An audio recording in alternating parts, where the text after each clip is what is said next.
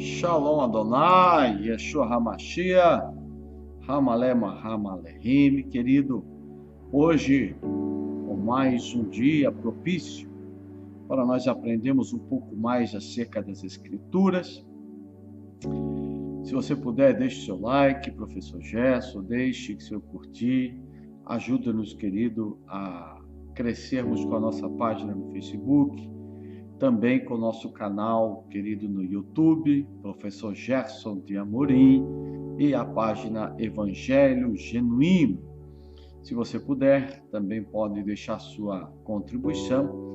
Você pode praticar a lei da retribuição, se você foi edificado, se você foi agraciado com uma palavra, com um ensinamento da palavra de Deus. Nós vamos deixar o número de uma conta para uma oferta generosa, uma oferta de amor, voluntária, para nos ajudar a mantermos esse trabalho em ação.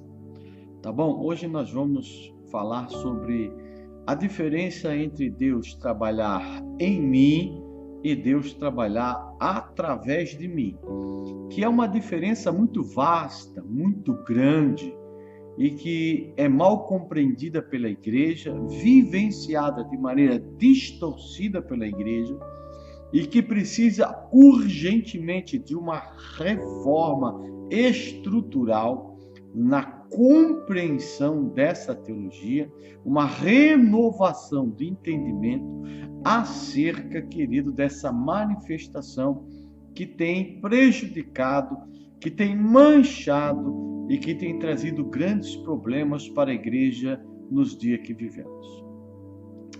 Vamos ler Hebreus capítulo 2, versículo 1 ao 4, que diz assim: E por isso, deixa eu tirar o óculos aqui um pouco aqui, e por isso convém atentar-nos mais diligentemente para as coisas que ouvimos, para que em tempo algum nos desviemos delas, pois se a palavra falada pelos anjos permaneceu firme, e toda transgressão e desobediência recebeu justa retribuição, como escaparemos nós se descuidarmos de tão grande salvação, a qual, tendo sido anunciada inicialmente pelo Senhor, foi-nos depois confirmada pelos que a ouviram, testificando Deus juntamente com eles, por sinais e prodígios, e por múltiplos milagres e dons do Espírito Santo, distribuídos segundo a sua vontade, segundo a vontade de Deus. Primeira coisa que temos que aprender entre Deus trabalhar em mim e através de mim é que eu não posso marcar hora para Deus trabalhar através de mim. Eu não posso marcar hora, como os espíritas fazem, fazendo consultas espirituais para usar os meus dons. Porque os dons são usados conforme a vontade de Deus. Eu não posso marcar hora para Deus vir me usar. O uso, a manifestação do trabalhar de Deus através de mim, ela é segundo a vontade de Deus. Eu não posso marcar hora. Eu não posso marcar, querido, para revelar a vida de alguém. Eu não posso marcar horário para profetizar. Eu não posso marcar horário para avivamento. Eu não posso marcar horário para orar por revelação.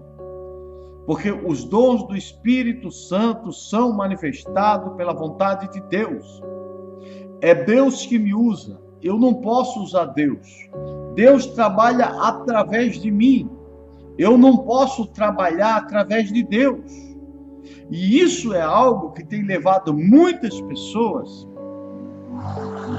a serem iludibriadas, a serem enganadas, a terem sua fé comercializada, e aonde a bagunça se instala no seio da igreja. E isso precisa ser mudado.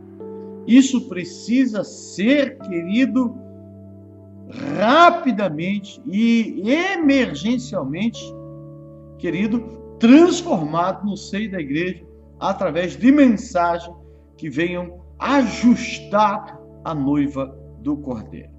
tá? Em Gálatas capítulo 4, versículo 19, Paulo diz assim: meus filhinhos, porque de novo sinto as dores de parto até que Cristo seja formado em vós. Paulo, ele sentia como dores de parto quando ele via uma igreja que só se deixava Deus trabalhar através dela, mas não deixava Deus trabalhar nela. João capítulo 14, verso 23, diz assim: respondeu-lhe Jesus: se alguém me amar, guardará a minha palavra, e o meu Pai o amará, e viremos a ele, e faremos morada nele. Nós temos de entender, querido, que o mistério de Deus e de Jesus estar em nós e estar com nós é algo muito diferente. Existe uma diferença muito grande a ser entendida entre Deus e Jesus estar com nós e Jesus e Deus estar em nós. Deus e Jesus com nós, ação externa de Deus e de Jesus através de nós. Deus e Jesus em nós, ação interna de Deus e de Jesus em nós, e não através de nós. Existem diferenças muito grandes em Deus e Jesus agirem com seu Espírito através de nós e agirem em nós. Há uma diferença muito grande em Deus e Jesus trabalhar com seu Espírito através de nós e trabalhar com seu Espírito em nós. Há uma diferença muito grande em Jesus se manifestar com seu Espírito através de nós e se manifestar com seu Espírito em nós. Existem diferenças muito grandes, querido, da palavra de Deus estar com nós e a palavra de Deus estar em nós.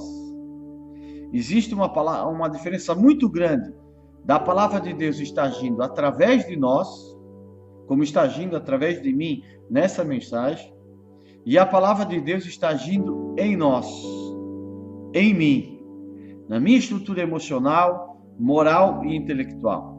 Há uma diferença muito grande entre os ensinos de Jesus estar trabalhando através de mim e trabalhando em mim. Há uma diferença, querido, e é muito grande, do chamado e a unção de Deus está comigo exteriormente, e o chamado e a unção de Deus está em mim interiormente. Nós podemos ver o exemplo de Sansão. Sansão, com a unção de Deus exteriormente, com uma queixada de burro, ele matava 1000 soldados filisteus. Mas interiormente, sem Deus, dormia no colo das Dalilas da vida, porque foi isso que levou ele à vergonha e à destruição. Existem, querido, diferenças muito grandes, muito vastas, em nossa adoração e fé ser motivada por elementos exteriores e a nossa adoração e fé ser motivada por elementos interiores. Há uma diferença muito grande em nossa prosperidade de Deus estar com nós e a prosperidade de Deus está em nós. Porque existe prosperidade que estão com nós, mas existe prosperidade que está em nós. Querido, nós precisamos entender de uma vez por todas que toda a nossa salvação não está na base daquilo que Deus e Jesus fazem através de mim. Evangelho genuíno, evangelho verdadeiro, está em Deus. Não é Deus trabalhar através de mim, mas é Deus trabalhar em mim. Está naquilo, querido, que Deus faz em mim. Isso é que vai diferenciar se eu estou vivenciando um verdadeiro evangelho ou eu entrei no evangelho que é um evangelho falso, que não tem verdades. Querido, precisamos aprender de uma vez por todas.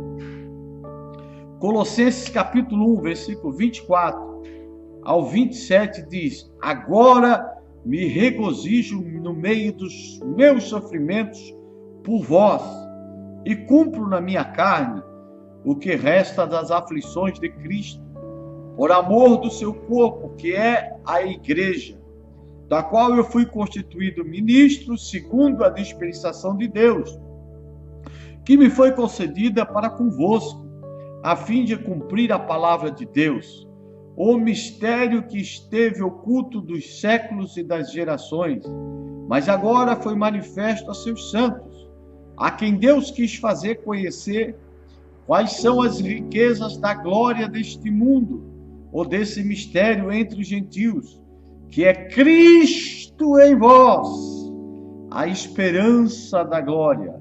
Não é Cristo com nós, que é a esperança da glória.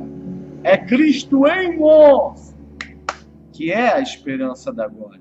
Querido, eu jamais serei um salvo se Deus estiver comigo e não estiver em mim. Deus estar só comigo não vai me salvar.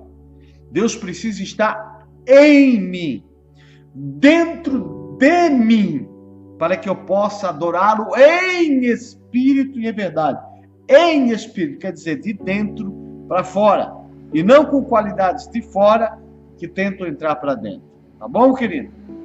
Por isso, ninguém é salvo por obras feitas através de nós, mas sim pelo dom da graça de Deus, mediante a fé que é feita em nós.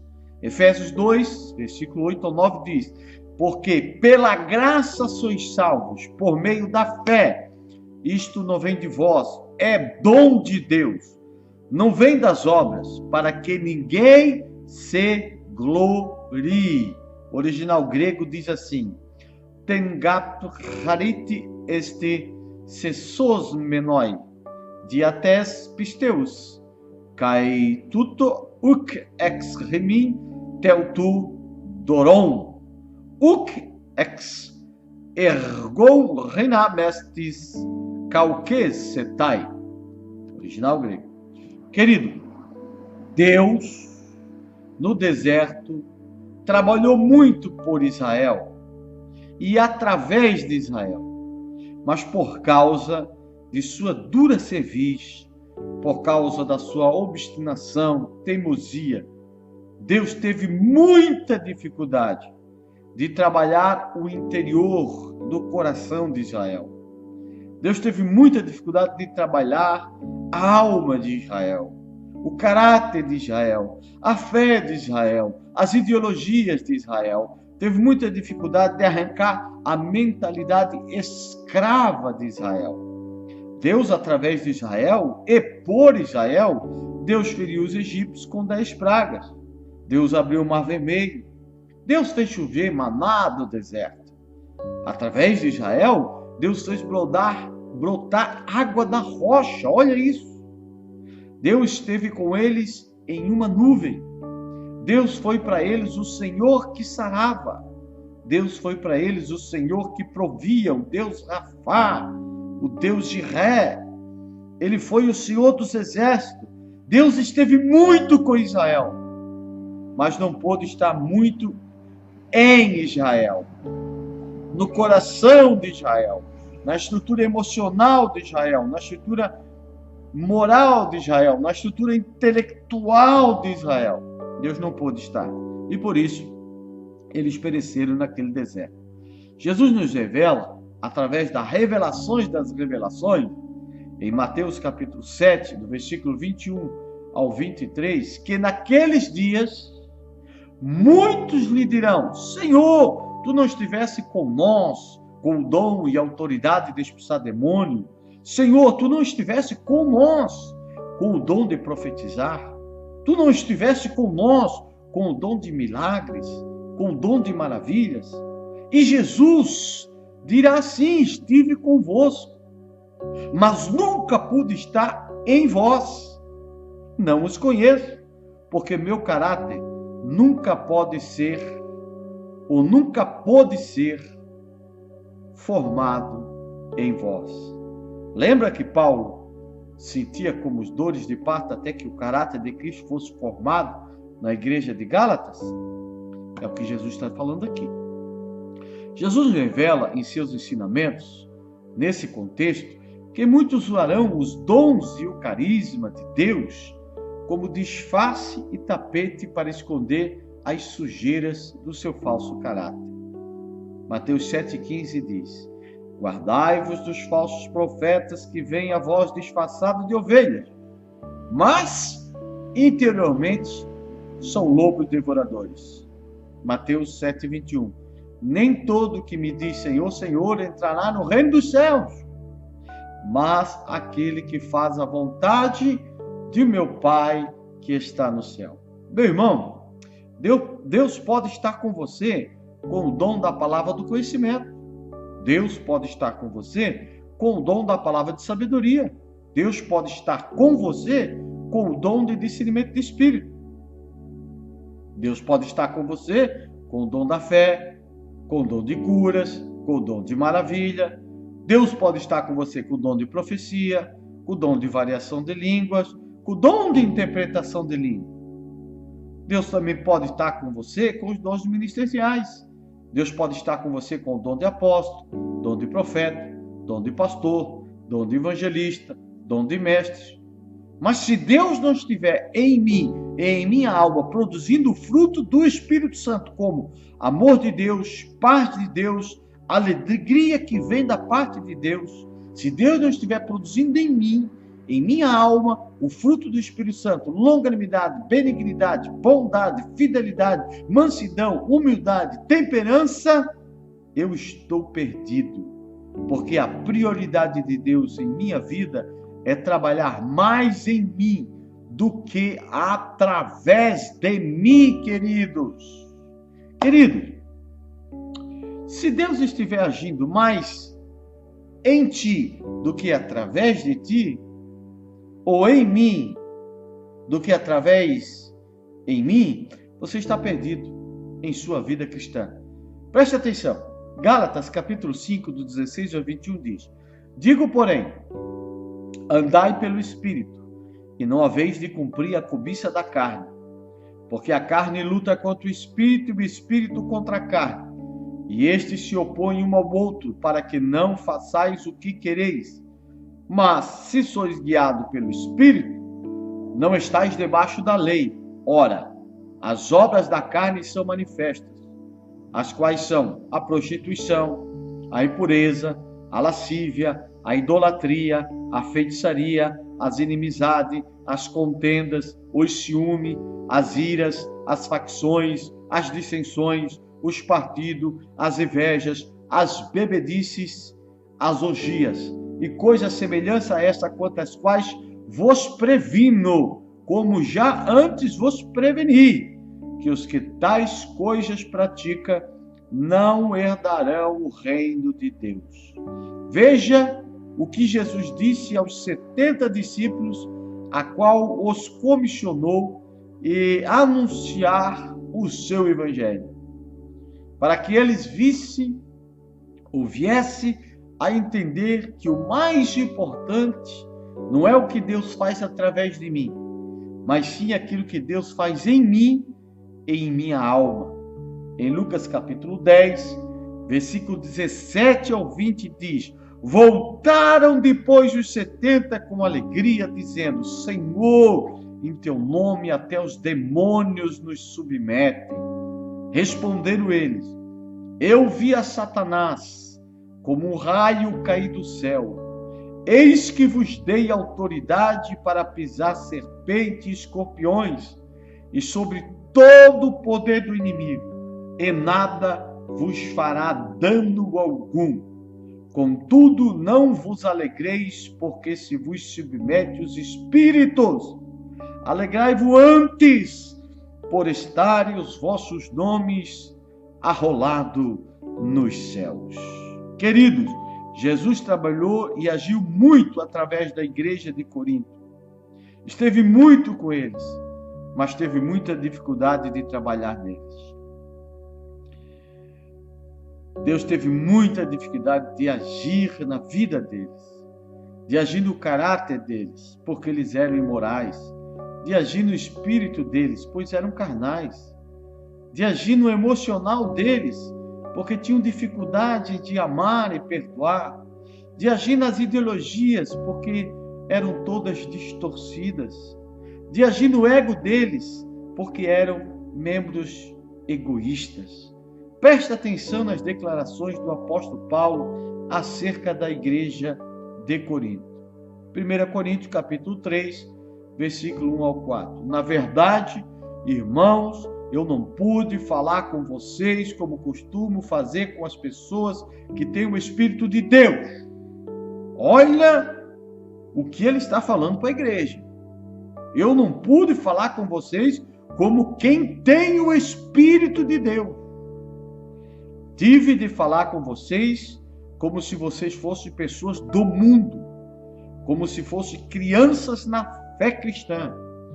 Tive de alimentá-los com leite e não com comida forte, pois vocês não estavam prontos para isso. E ainda não estão prontos, porque vivem como se fossem pessoas desse mundo. Quando existem ciumeiras e briga entre vocês, será que isso não prova que vocês são pessoas deste mundo? E que fazem o que todos fazem? Quando alguém diz, eu sou de Paulo, e outro, eu sou de Apolo, será que assim não estão agindo como pessoas desse mundo, ou pessoas carnais?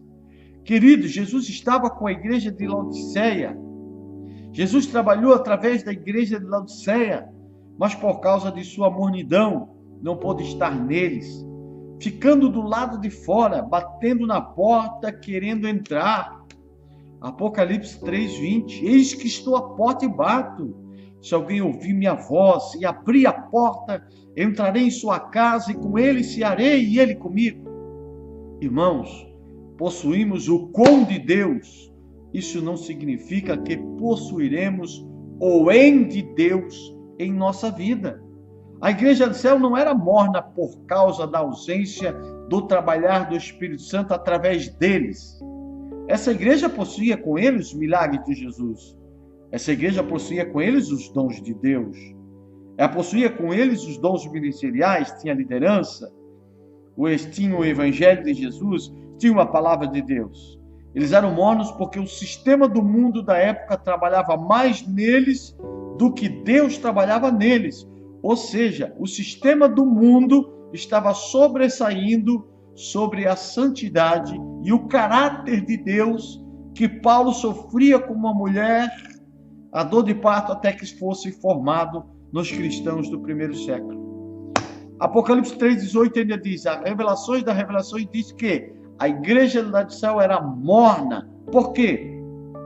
Porque sua fé era pobre. Jesus lhe disse, aconselho-te que compre ouro de mim, refinado, para que te enriqueça. Porque Jesus não estava formado no caráter deles.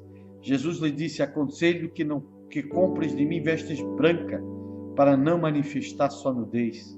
Porque sua visão de reino de Deus estava distorcida e cegada.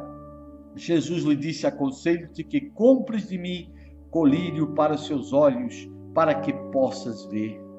Hoje existem muitas denominações que se dizem evangélicas que estão como Laodiceia, onde Jesus já trabalha através delas, onde Jesus age através delas, onde Jesus instrumentaliza elas, onde Jesus se manifesta através delas, mas por causa de sua mornidão espiritual, Jesus não pode estar nelas, Jesus não pode habitar nelas, Jesus não pode trabalhar nelas, Jesus não pode agir nelas.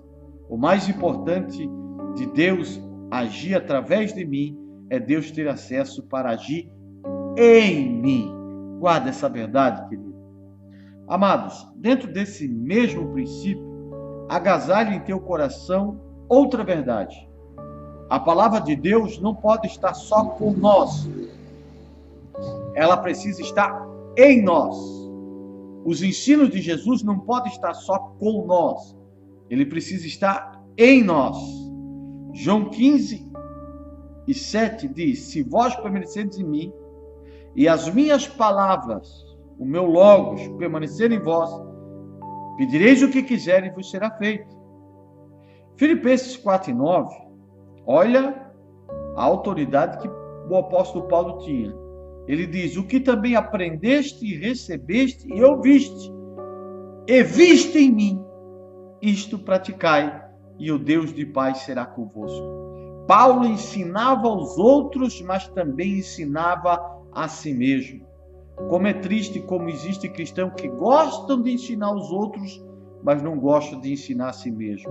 Gostam de tirar o cisco do olho dos outros, mas não conseguem tirar a trave que está em seu olho. Isso é muito triste. Querido, a justiça de Deus não pode estar comigo externamente, como os religiosos do tempo de Jesus. Ela precisa estar também em mim.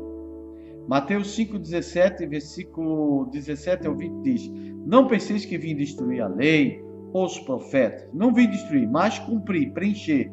Porque em verdade vos digo que até o que o céu e a terra passe, de modo nenhum passará da lei um só ou um só tio, até que tudo seja cumprido. Qualquer, pois, que violar um desses mandamentos, mitzvot, por menor que seja, e assim ensinar os homens, será chamado o menor no reino dos céus. Aquele, porém, que o cumprir e ensinar, será chamado grande no reino do céu. Pois eu vos digo que, se a vossa justiça não exceder a dos escribas e fariseus, de modo nenhum entrarei no reino dos céus. A pregação de um pregador não pode estar só com ele, mas ela precisa estar nele, para que a hipocrisia não se instale. Mateus 23, verso 1 ao 3 diz: então falou Jesus às multidões e aos seus discípulos, dizendo: na cadeira de Moisés se assentam os escribas e fariseus.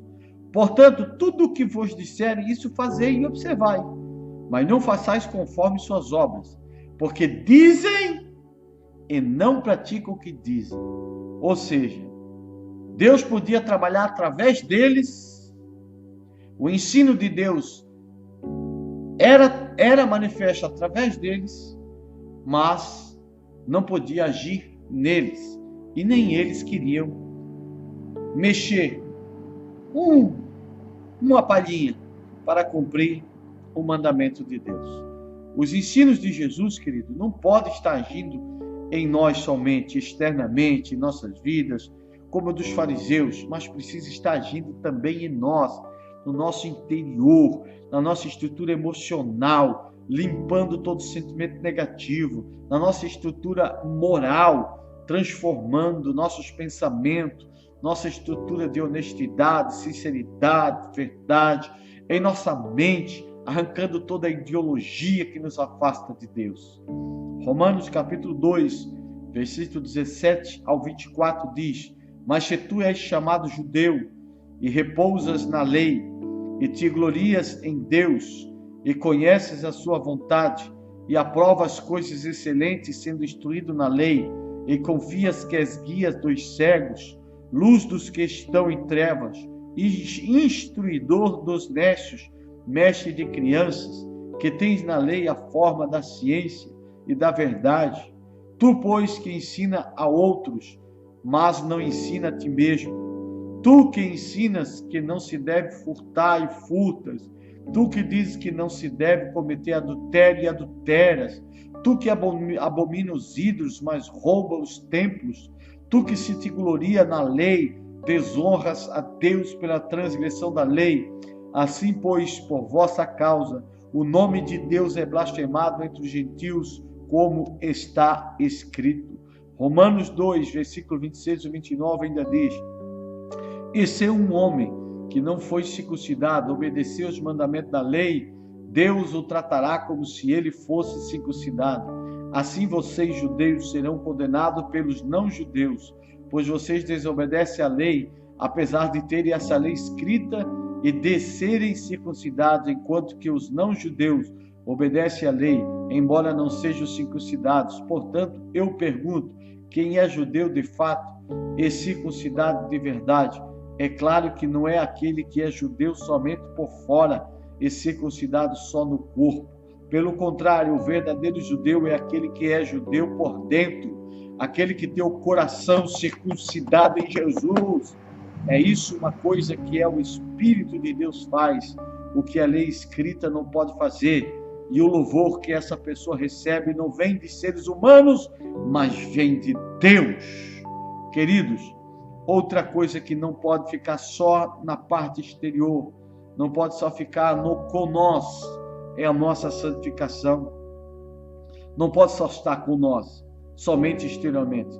Ela precisa estar em nós interiormente. Não pode atingir somente o nosso exterior, mas precisa atingir o nosso interior. Não pode atingir somente nossos templos exteriormente, onde Deus não habita, mas precisa atingir o templo do Espírito Santo interiormente, onde Deus ali quer habitar. Não pode atingir somente exteriormente o altar do nosso templo de pedras, onde Deus não habita, mas precisa atingir interiormente o altar do templo do Espírito Santo, onde é a habitação de Deus, que é o meu coração, que é a minha alma. Jesus desceu a lenha nesse tipo de santificação estereótica. Por quê? Porque esse tipo de santificação me leva a ser um coador de mosquito, quando o assunto atinge a minha santificação exterior, mas me leva a engolir um camelo, quando o assunto atinge o meu interior, que nenhum homem conhece e vê. Mateus 23 e 24 diz: ai de vós, fariseus, guias cegos, que coais um mosquito e engolis um camelo. Porque esse tipo de santificação exterior, querido, só me leva a pensar que o valor monetário e material exterior possui algum poder de barganha com Deus. Mateus 23 diz: ai de vós, escribas e fariseus, hipócrita, porque vocês dão o dízimo do endro, da hortelã, do cominho, e tendes omitido o que é de mais importante na lei, a saber, a justiça, a misericórdia, a fé. Essas coisas, porém, deveis fazer sem omitir aquelas. A única coisa que possui poder de barganha com Deus, querido, é aquilo que habita no meu interior, a minha intenção, a minha motivação, e não os valores monetários, materiais e outras coisas, querido. Por quê? Porque eu não devo manifestar esse tipo de santificação só exterior. Porque esse tipo de santificação só me leva a se preocupar com as sujeiras exteriores, que são notórias aos homens. Mas as interiores não faz mal, ninguém está vendo, então deixa o barco correr. Mateus 23, 25 ao 26, Jesus trouxe um ensinamento forte. Ai de vós, escribas e fariseus hipócritas, porque limpais o exterior do copo e do prato, mas por dentro estão cheios de rapina e de intemperança. Fariseus cegos, limpa primeiro o interior do copo, para que também o exterior se torne limpo. A limpeza de Deus, que só limpa e atinge o homem exteriormente e não interiormente, jamais me levará a herdar o reino de Deus. Quarta coisa, porque essa santificação exterior não deve ser, querido, manifestada? Porque ela só me leva a conquistar uma reputação diante dos homens, só me leva a impressionar pessoas, mas jamais me levará a conquistar um caráter diante de Deus. Mateus 23, 27 a 28 diz: ai de vós, escribas, fariseus hipócritas, porque sois semelhantes aos sepulcros caiados, que por fora são realmente famosos, mas por dentro estão cheios de ossos e de toda imundícia. Assim também vós exteriormente pareceis justos aos homens, mas por dentro está cheios de hipocrisia e de iniquidade. Por que eu não posso? Por que eu não devo, querido, cultivar esse tipo de santificação? Porque esse tipo de santificação e espiritualidade exterior só serve de ponte de acesso para me levar muitos líderes a fazer comércio de fé. Mateus 23, 14 diz: ai de vocês, mestres da lei e fariseus hipócritas, pois vocês exploram as viúvas e roubam os seus bens, e para disfarçarem fazem longas orações.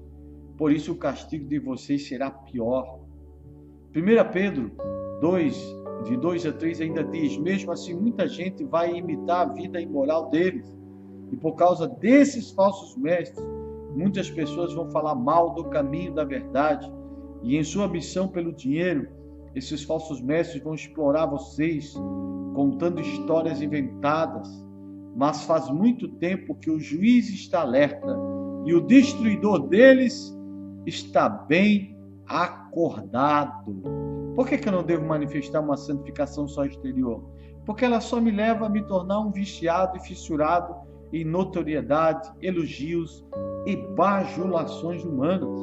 Mateus 23, do 5 ao 7, diz: todas as suas obras eles fazem a fim de serem vistos pelos homens, pois alargam os seus filactérios e aumentam as franjas dos seus mantos, gostam do primeiro lugar nos banquetes, das primeiras cadeiras na sinagoga, das saudações nas praças e de serem chamados pelos homens: ai, mestre, rabi.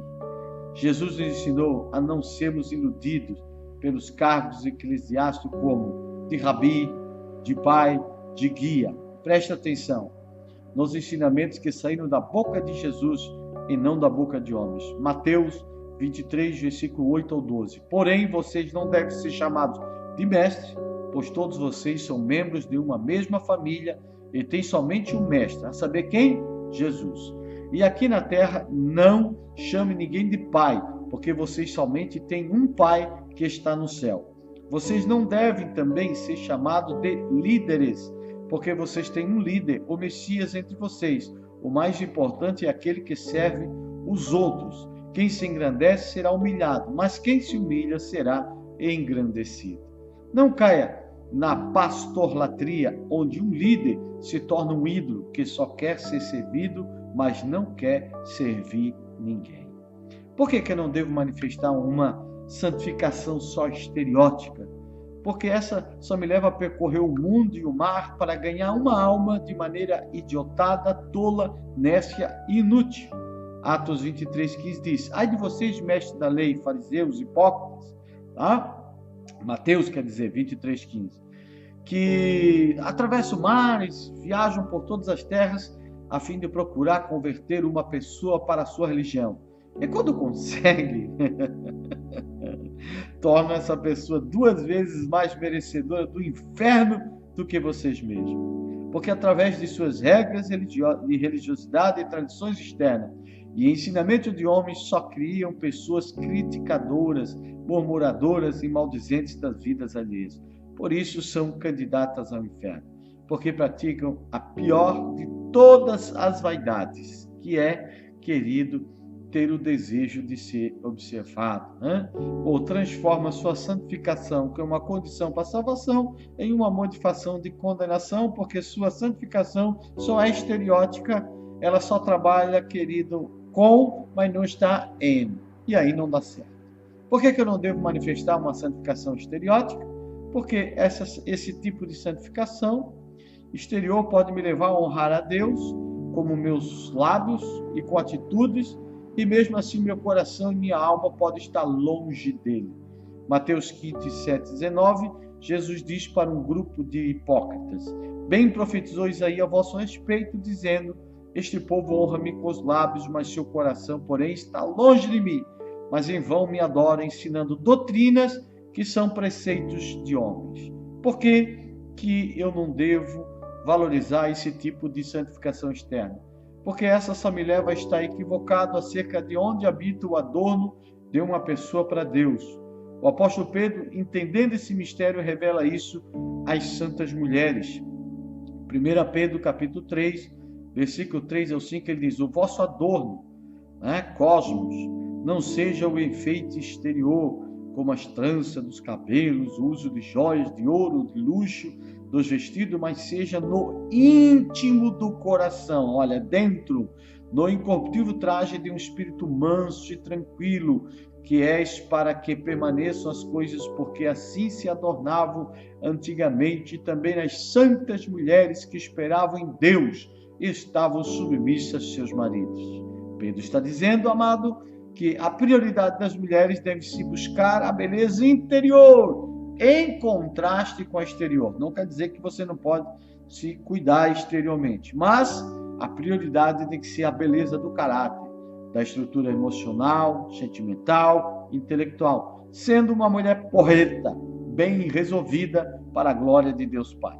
Tá? Guarde mais uma verdade em teu coração: a nossa adoração, fé, não pode ser motivada por aquilo que está com nós exteriormente.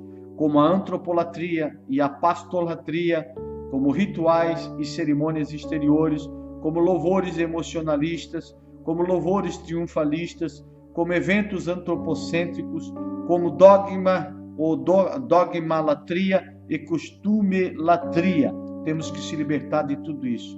Toda adoração que é motivada por Deus estar com nós e não por estar em nós nunca será genuína. Toda adoração que é motivada por Deus estar com nós e não está em nós nunca será genuína. Guarde isso. Toda adoração que é motivada pelas coisas exteriores que Deus vai fazer ainda nunca será genuína. Agora, toda adoração que é motivada por aquilo que Deus faz através de nós e não por aquilo que Deus já fez em nós, jamais será genuína para Deus. Porque se você espera Deus fazer alguma coisa para você adorar e você não consegue adorar por aquilo que Deus já fez, você é o mais miserável de todos os cristãos que estão na face da terra.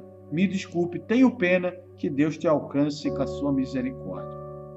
Eu jamais posso possuir uma adoração motivada por aquilo que Deus ainda vai fazer exteriormente através de nós. Toda adoração genuína para Deus é aquela que nasce e brota por aquilo que Deus já fez em amor por nós. Romanos 5:8 diz: mas Deus nos mostrou o quanto nos ama. Cristo morreu por nós quando ainda vivíamos no pecado. Toda adoração que é motivada por aquilo que Deus ainda vai fazer através de nós, exteriormente, não é genuína, porque está na base do amor eros. Adoração por um relacionamento de troca. O amor eros é um relacionamento de troca. Eu te dou prazer, tu me dá prazer. Tu me dá prazer, eu te dou prazer. Eu jamais serei um verdadeiro adorador se eu adorar a Deus motivado pelo com de Deus e não pelo em de Deus. Porque a verdadeira adoração brota de dentro para fora e não de fora para dentro. Porque a verdadeira adoração, querido, não é com o Espírito agindo exteriormente, mas é em o Espírito agindo interiormente. João 4:23 diz: mas virá o tempo, e de fato já chegou, em que os verdadeiros adoradores vão adorar o Pai em espírito e em verdade, pois que são esses que o Pai quer que o adorem. Por isso que a prosperidade de Deus não pode estar somente comigo, mas ela precisa estar em mim, ou seja, em minha vida. Mateus 4:4 diz: mas Jesus lhe respondeu: está escrito, nem só de pão viverá o homem, mas de toda palavra que sai da boca de Deus.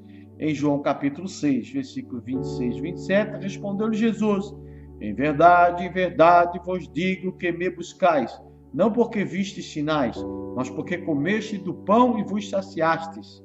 Trabalhai não pela comida que perece, mas pela comida que permanece para a vida eterna, a qual o Filho do Homem vos dará, pois neste Deus o Pai imprimiu o seu selo. Preste muita atenção. Nem só de pão vive o homem. Pão do homem, prosperidade exterior com o homem. Mas de toda a palavra que sai da boca de Deus, pão que atinge e age o interior e que enriquece a alma do homem. Trabalho pelo pão que perece, esforço para buscar prosperidade exterior com o homem. Trabalho pelo pão que não perece, esforço para buscar a prosperidade interior em o homem. Porque a prosperidade do com o homem é tão perigosa no reino de Deus. Por quê? Primeiro, porque ela pode me levar a servir a dois senhores. Mateus 6:24 diz: ninguém pode servir a dois senhores, porque há de odiar um e amar o outro, ou de dedicar-se a um e desprezar o outro. Não podeis servir a dois senhores, a Deus e a riqueza. Eu nunca poderei agradar a Deus enquanto as riquezas forem meu senhor e ocupar o espaço que em minha vida pertence a Deus. Por que a prosperidade do com o homem é tão perigosa no reino de Deus? Segundo, porque ela pode me tornar rico para mim mesmo, me tornando louco, nécio e insensato, mas nunca me tornará um rico para Deus. Lucas 12, 17 e 21 diz: e ele arrazoava consigo dizendo: que farei? pois não tenho onde recolher os meus frutos. Disse então: farei isto, derribarei os meus celeiros e edificarei outros maiores, e ali recolherei todos os meus cereais e os meus bens.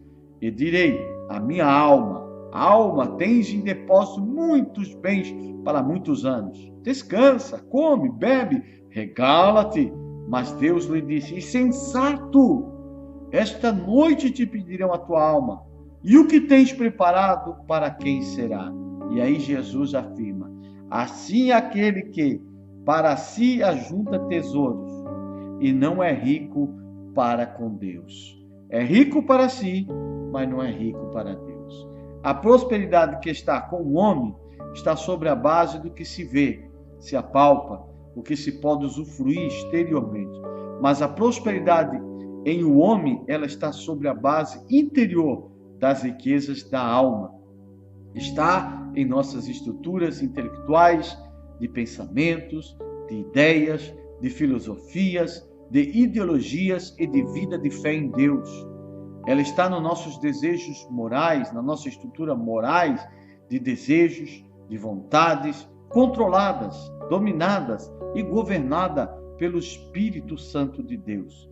E também ela está na nossa estrutura emocional, de sentimento, de emoções, livre de todos os lixos emocionais. Por que a prosperidade do com o homem é tão perigosa no reino de Deus? Terceiro, porque esse tipo de prosperidade pode me tornar um abençólatra, pagão, ou seja, um adorador das bênçãos de Deus, que vive correndo atrás do que Deus tem a oferecer de valores exteriores, negligenciando os valores interiores, que são o mais importante para a vida de um homem. E Jesus ensinou isso em Mateus capítulo 6, versículo 31 ao 32. Portanto, não vos inquieteis dizendo que havemos de comer, o que havemos de beber, ou com o que havemos de vestir, pois todas essas coisas os gentios procuram, porque todo vosso Pai Celestial sabe que precisais de tudo isso. Quem, querido, corre atrás da prosperidade exterior é gentil, é pagão, e não um verdadeiro servo de Deus. Porque a prosperidade do com o homem é tão perigosa no reino de Deus? 4. Porque ela pode me levar a achar que minha fé e salvação estão baseados nela. Lucas 12,15 disse ao povo: acautelai-vos e guardai-vos de toda espécie de cobiça, porque a vida do homem não consiste na abundância das coisas que ele possui. A vida do homem não consiste no que você tem. A tua vida consiste no que você é e manifesta-se diante de Deus. Por que a prosperidade do com o homem é tão perigosa no reino de Deus? Quinto, porque ela constrói uma ponte de acessos que me levam a acumular mais prosperidade do com o homem do que a prosperidade em o homem, invertendo os ensinamentos de Jesus. Mateus 6, 19 a 21 diz: não os ajuntei para vós tesouros na terra, onde a traça e a ferrugem os consomem, e onde os ladrões minam e roubam, mas ajuntai para vós tesouros no céu, onde nem a traça nem a ferrugem os consomem, e os ladrões não minam nem roubam, porque onde estiver o teu tesouro, aí estará também o teu coração. O teu tesouro está nas coisas, nos valores internos ou só nos valores externos? Querido, o valor interno tem que produzir os valores externos. Não são os valores externos que vão produzir os valores internos. Tá bom, querido? Porque a prosperidade do com o homem é tão perigosa no reino de Deus? Seja, porque ela é uma arma poderosa para afastar nosso coração de Deus. É uma arma poderosa para influenciar nossas decisões de servirmos a Deus. Mateus 10, 23 ao 25 diz: então disse Jesus, olhando em redor, e disse aos seus discípulos: quão dificilmente entrarão no reino de Deus os que têm riquezas. E os discípulos se maravilharam dessas suas palavras. Mas Jesus, tornando a falar, disse: filhos, quão difícil é para os que confiam nas riquezas entrar no reino de Deus. Mas é fácil um camelo passar no fundo de uma agulha do que entrar um rico no reino de Deus. Qual é o contexto que nós estamos vendo aqui? O contexto do jovem rico, que ele era rico exteriormente, mas pobre interiormente. Era rico para si mesmo, mas pobre para Deus. Por que a prosperidade do como homem é tão perigosa no reino de Deus? Sétimo, porque ela, segundo os apóstolos Paulo, é uma espada onde muitos transpassam a si mesmo e um laço onde muitos ficam presos. 1 Timóteo, capítulo 6, versículo 8 ou 10. Tendo, porém, alimento e vestuário, estaremos com isso contentes. Olha o que o apóstolo Paulo está dizendo. Mas os que querem tornar-se ricos caem em tentação, não é? Querer ficar rico, querido. Você ser rico não é pecado. Agora, querer se tornar rico de forma exagerada, isso torna-se uma tentação, e onde muitos caem em laços, em muitas concupiscências loucas e nocivas, a quais submerge os homens na ruína e na perdição, porque o amor ao dinheiro é a raiz de todos os males, e nessa cobiça alguns se desviaram da fé e se transpassaram a si mesmo com muitas dores e se suicidaram espiritualmente. Por quê? Porque a prosperidade do com o homem é tão perigosa no reino de Deus. Primeiro, a riqueza pode mudar as circunstâncias, mas não pode mudar o coração do homem. Segundo, a riqueza pode mudar as circunstâncias, mas não pode mudar a alma do homem. As circunstâncias podem mudar exteriormente o homem, mas não tem o poder de mudar as circunstâncias interiores do homem. A riqueza pode me tornar rico aos olhos dos homens, mas jamais vai me tornar rico para Deus, porque a riqueza para Deus não habita no meu ter, e sim no meu ser. Eu não sou rico para Deus pelo que eu tenho, mas sim por aquilo que eu sou. Shalom Adonai, Yeshua HaMashiach. Vamos deixar o nome da conta. Se você foi abençoado, nos ajude. Em nome de Yeshua HaMashiach, Hamalé, Hamalé.